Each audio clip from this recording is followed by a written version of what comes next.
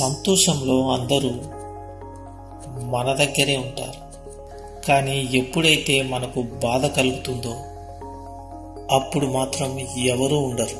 ఎవరైతే నీ బాధను పోగొట్టి నిన్ను సంతోషపెడతారో వారే నిజమైన మిత్రులు. అగ్గిపెట్టెలోని చివరి అగ్గిపుల్ల వెలిగించడంలో ఉన్న జాగ్రత్త మొదటి అగ్గిపుల్లను వెలిగించడంలోనూ ఉండాలి. అలాగే జీవితంలో ఆనందంగా ఉండాలి అంటే మీరు నిర్ణయం తీసుకునే మొదటి క్షణాన్ని కూడా చివరి క్షణంలానే ఆలోచించాలి. ఎప్పుడూ కూడా లేని దాని గురించి దిగులు పడకు, ఉన్నదాని గురించి గొప్పలు పోకు. దేన్నైనా మార్చే శక్తి రేపటికి తప్పకుండా ఉంటుంది. మనకు లేనిది రావచ్చు, ఉన్నది పోవచ్చు, ఏదైనా జరగవచ్చు. ఆశపడడం అలాగే ఆరాటపడటం ఇవి అజ్ఞానులు చేసే పనులు.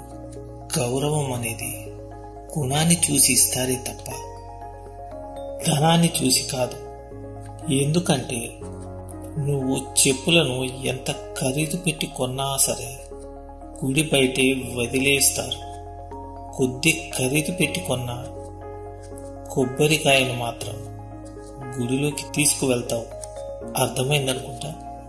మనల్ని బాగున్నావా అని అడిగే వ్యక్తుల కంటే మనం బాగుండాలి అని కోరుకునే వ్యక్తులు ఉండటం ఎంతో అదృష్టం.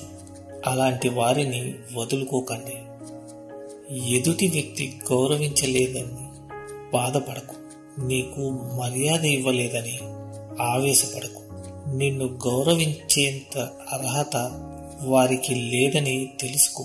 అలాగే మీకు మర్యాద ఇచ్చేంత సంస్కారం వారికి లేదని అర్థం చేసుకో.